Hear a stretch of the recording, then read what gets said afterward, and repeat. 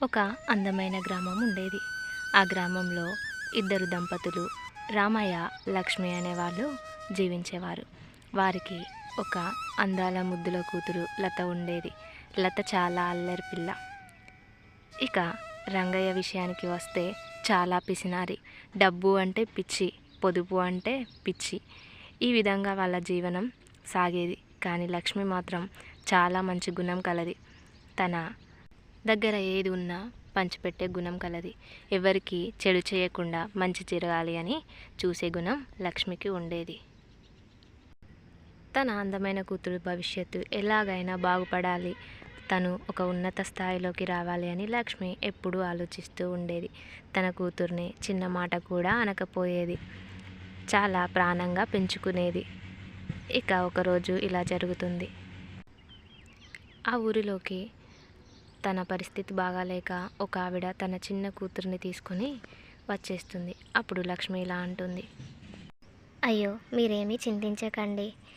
మా ఇంటి పక్కనే చిన్న గుడిసె ఉంది. మీరు ఏమీ అనుకోకపోతే దాంట్లో ఉండండి. మీకు రోజు భోజనం కూడా నేను పెడతాను. అలాగే మీరు కష్టపడి బతకచ్చు. లేదా నేను మీకు కొంచెం సహాయం చేస్తాను. మీరు ఏది ఆలోచించకుండా నాతో ఉండండి. నేను మిమ్మల్ని సొంత అక్కలాగా చూసుకుంటాను. అలా చెప్పేసి లక్ష్మి ఇక వాళ్ళని దగ్గరికి తీసుకుంటుంది. వాళ్ళ భర్తకి కూడా పరిచయం చేస్తుంది. భర్త కూడా ఇలా అంటాడు. ఇదిగో చూడమ్మా, నువ్వు నాకు చెల్లితో సమానం. ఇక నుంచి నేను నిన్ను చెల్లిలాగా చూసుకుంటాను. నువ్వేమీ బాధపడకు. నాకు ఎటువంటి కుటుంబ సభ్యులు లేరు. నిన్ను సొంత చెల్లిలా చూసుకునే బాధ్యత నాది. ఇక మీ వదిన కూడా నిన్ను బాగా చూసుకుంటుందిలే అమ్మా. ఇక్కడే ఉండు నువ్వు. అలా కొన్ని రోజులు గడిచాక ఇక ఆ అమ్మాయి ఆ ఇంటిలో నిప్పు వస్తుంది. అన్నయ్య గారు, మీకు విషయం చెప్పాలి అని అనుకుంటున్నాను. నిజానికి వస్తే నువ్వు చాలా సంపాదిస్తున్నావన్నా. ఈ ఇంటిని మొత్తం నువ్వే నడుపుతున్నావు. వదిన మాత్రం ఇంటి చుట్లు ముచ్చట్లు పెట్టుకుంటూ ఉంటుంది. ఒక రకంగా చెప్పాలంటే నీ జీవితం అంతా వదినకి చేసి పెట్టడం, ఆ కోడలి పిల్లకి చేసి పెట్టడంతోనే అయిపోయేట్టుంది. అయినా నువ్వు నీ సంతోషాలను అన్నింటినీ కోల్పోయి అన్నింటినీ పొదుపు చేస్తూ రూపాయి రూపాయి పోగు చేస్తూ సంపాదిస్తూ ఉంటే నీ కూతురికి భార్యకి అసలు ఆ విషయమే గమనించట్లేదు. ఆ విధంగా ఆవిడ చెప్పడంతో లక్ష్మి రామయ్య మధ్య చాలా పెద్ద పెద్ద గొడవలు అవుతాయి. ఇక ఆ విధంగా రామయ్య లక్ష్మిని ఇంటిలో నుండి వెళ్ళిపో అని తిట్టడం మొదలు పెడతాడు.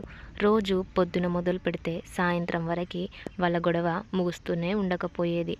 ఇక అనుకున్నట్టు ఆవిడ వాళ్ళ ఇంట్లో పెద్ద చిచ్చే పెట్టింది. ఇక ఒకరోజు భరించలేక లక్ష్మి రామయ్యతో ఇలా అంటుంది.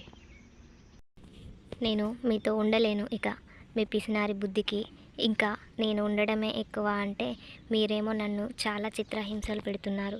ఎవరో చెప్పిన మాటలు పట్టించుకొని నన్ను బాగా బాధ పెడుతున్నారు. మనకి కూతురు ఉంది అనే విషయం కూడా మీరు మర్చిపోయారు అని అనిపిస్తుంది. ఇక మీతో ఉండటం నా వల్ల కాదు. నేను ఎప్పటికీ తిరిగి మీ మొహం కూడా చూడను. చూడండి, ఏదో ఒక రోజు మీరు చేసిన తప్పు మీరు ఖచ్చితంగా తెలుసుకొని మళ్ళీ వస్తారు. ఆ విధంగా తను బాధపడుతూ చాలా మాటలు మాట్లాడి ఏడుస్తూ ఆ ఇంటి నుండి వెళ్ళిపోతుంది. అలా కొన్ని రోజులు గడుస్తాయి. కొన్ని సంవత్సరాల తర్వాత ఒకరోజు లత ఒక అబ్బాయిని పట్టుకొని ఉండటం ఆవిడ చూస్తుంది. చూసి రంగయ్యకి చెప్తుంది. రంగయ్యకి ఇక ఇలా అంటుంది రంగయ్యతో. చూసావా అన్న, నీ కూతురు భాగవతం మన ముందే అబ్బాయిని ఎలా పట్టుకొని మాట్లాడుతుందో. వాడు కూడా చూడు. ఇవాళ దాని సంగతి ఇంటికి వెళ్ళాక చెప్పు నువ్వు. ఇక ఇంటికి రాగానే ఆవిడ రంగయ్యతో ఇలా కూడా అంటుంది. అన్నయ్య, నేను నీ కూతురికి చాలా మంచి సంబంధం చూస్తాను. ఇక నువ్వు మర్చిపో. నీ కూతురికి పెళ్లి చేసేద్దాం. అదేం చిన్నది కాదు కదా. చిన్నది అయితే అలా చేసేది కూడా కాదు. నీకు అర్థమవుతుందా అన్నయ్య? నీ పరువు పోతుంది.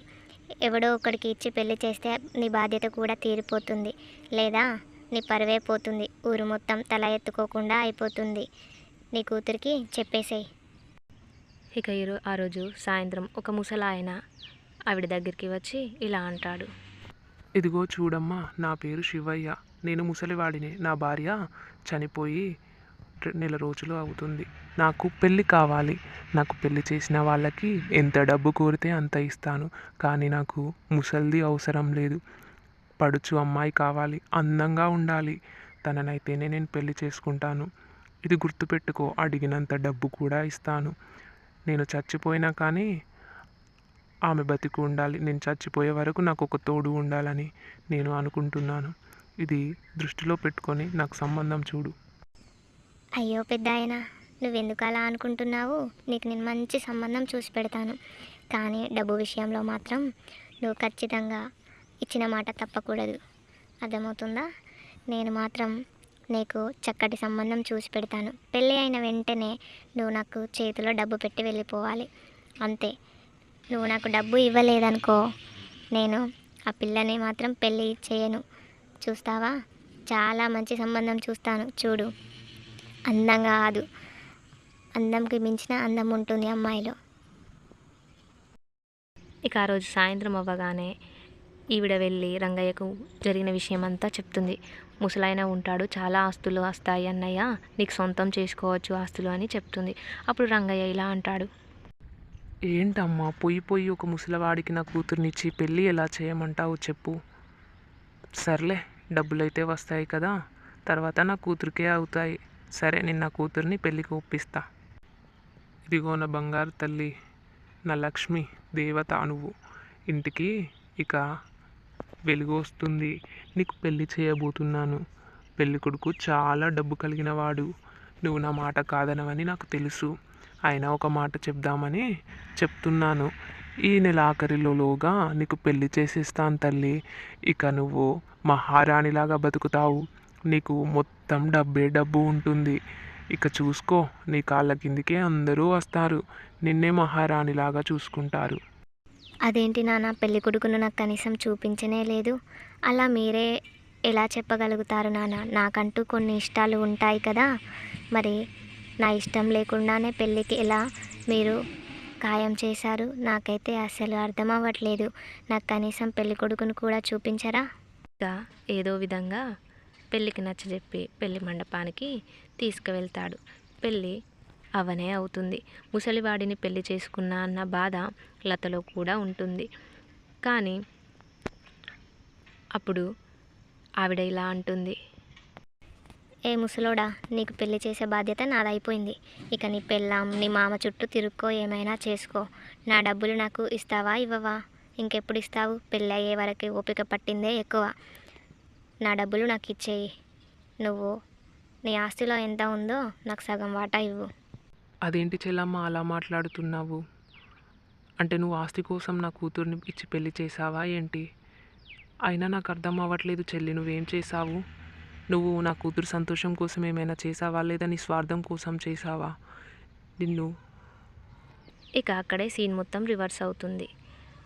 లక్ష్మి కూడా అక్కడికి వచ్చి నిజం మొత్తం చెప్తుంది.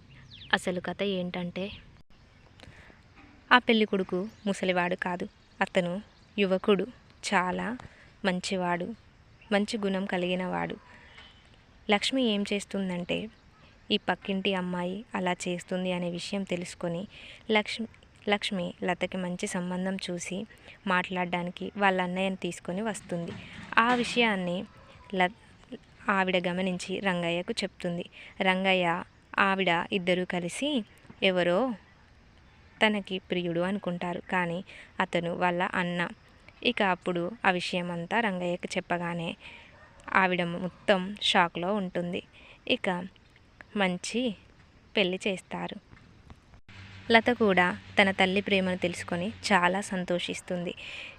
తండ్రి కూడా చాలా క్షమాపణలు కోరుతాడు. తను చేసిన తప్పు మొత్తం తెలుసుకుంటాడు. ఇక పాముని పక్కలో పెట్టుకున్నంత మాత్రాన ప్రేమ ఉంటుందా, ఎప్పటికైనా కాటేస్తుంది అనే విషయాన్ని తెలుసుకుంటారు. అనగనగా ఒక అందమైన గ్రామం ఉంటుంది. ఆ గ్రామంలో ముగ్గురు అందమైన అక్క చెల్లెళ్ళు ఉంటారు. వాళ్ళకి నేనే అందంగా ఉంటాను అంటే నేనే అందంగా ఉంటాను అనే పొగరు ఎక్కువగా ఉంటుంది. ఇక ఆ పొగరుతో ఎవరి మాటలు వినేవారు కాదు. అలా అని ఎవరిని గౌరవంగా చూసేవారు కూడా కాదు. ఇక ఒకరోజు ఎలాగైనా నేనే అందగత్తెను అంటే నేనే అందగత్తెను అని నిరూపించుకోవాలి అని అనుకుంటారు. రోజు ఇంటిలో గొడవలు పెట్టుకోవడం, ఇక సాయంత్రం కాగానే వాళ్ళ అందాన్ని వాళ్ళు మురిసిపోవడం, మళ్ళీ పొద్దున లేచి సింగారించుకోవడం, ఈ రకంగానే వాళ్ళ జీవితం అంతా సరిపోతుంది. వాళ్ళు పెరిగి పెద్దయినా కానీ వాళ్ళకి కొంచెం కూడా జ్ఞానం అనేది ఉండదు, అందం తప్ప. అలా ఒకరోజు కొట్టుకుంటూ ఉంటారు. ఇక వాళ్ళ అమ్మ ఇలా అనుకుంటుంది, అబ్బా, నా కూతుర్ల అందం పిచ్చి కొంచెం ఎలాగైనా తగ్గించాలి. ఇక వీళ్ళతో ఎగడం నా వల్ల కాదు. ఈరోజు రాత్రికల్లా వీళ్ళ అందం పిచ్చి మొత్తం పోగొట్టాలి. వీళ్ళకంటే గొప్ప అందగత్తెలు లేరు అన్న భావన పోవాలి. అలా ఉంటే వీళ్ళ జీవితాలు అస్సలు బాగుపడవు. ఎలాగైనా వీళ్ళని మంచి వాళ్ళగా రూపుదిద్దాలి. నా కూతుర్లు ఇలా ఉండడం నాకు ఇష్టం లేదు. ఒక ముసలి పెళ్లి కొడుకుని తీసుకొచ్చి వాళ్ళలో ఎవరు అతన్ని పెళ్లి చేసుకుంటే వాళ్ళే అందగత్తెలు అని చెప్తుంది. అయ్యో అమ్మ, నేనేదో ఊరికే అలా గొడవ పడుతూ ఉంటాను. నేనేమి పెద్ద అంత అందగత్తెనేం కాదులే అమ్మ. అయినా ప్రపంచంలో అందరికంటే అందగత్తెలు నా 2 చెల్లెళ్ళు మాత్రమే అమ్మ. అయ్యో అమ్మ, అక్కలకు మించిన అందం నాకెక్కడిదమ్మా. అక్కలతో పోల్చుకుంటే నాకెక్కడ అందం ఉంది? పొడవాటి జుట్టు, అందమైన కళ్ళు, వాళ్ళతో పోల్చుకుంటే అసలు నా అందమో లెక్క. వాళ్ళకి మించిన అందం ఎక్కడా ఉండదమ్మా. వాళ్ళకి ఇచ్చి పెళ్లి చేయు. నాది అంత పెద్ద అందమేం కాదులే. నేను వాళ్ళతో పోల్చుకుంటే ఎంత చెప్పమ్మా. అక్కలే చాలా అందంగా ఉంటారు, వాళ్ళనే అడుగు. నేనైతే అంత పెద్ద అందగత్తెనేమీ కాదులే. ఈ విధంగా చమత్కార సమాధానాలు వాళ్ళ దగ్గర నుండి వస్తాయి. ఇక ఇద్దరి వంతు అయిపోతుంది. వాళ్ళిద్దరూ ఆ పెళ్లి కొడుకును నిరాకరిస్తారు. ఇక అప్పుడు వాళ్ళమ్మ ఇలా అంటుంది, చూసారా తల్లి, రోజు అందం అందం అని కొట్టుకునే మీరే ఈరోజు ముసలివాడిని తీసుకొచ్చా అని నేను అందంగా లేనంటే నేను అందంగా లేను అని అనుకుంటున్నారు. ఎందుకమ్మా మరి? రోజు అందంగా ఉండే మీరు ఈరోజు ఎందుకు అందంగా లేకుండా పోయారు? రోజు అందంగానే ఉంటారు కదా. ఇక నుండి ఎవరైనా నేను అందంగా ఉన్నాను, నేనే అందంగా ఉన్నాను అన్నారు అనుకో, నిజంగానే ఆ ముసలాయనకి ఇచ్చి పెళ్లి చేస్తాను. అలా చెప్పేస్తుంది. ఇక అప్పటి నుండి అక్క చెల్లెళ్ళు ఎవ్వరూ అందం గురించి ఇంటిలో గొడవ పెట్టుకోరు, చక్కగా కలిసి ఉంటారు. మరి మీకు కనుక మన స్టోరీ నచ్చితే లైక్ చేయండి, సపోర్ట్ చేయండి, సబ్స్క్రైబ్ చేసుకోండి, కామెంట్ కూడా చేయండి. Bye. Thank you to all.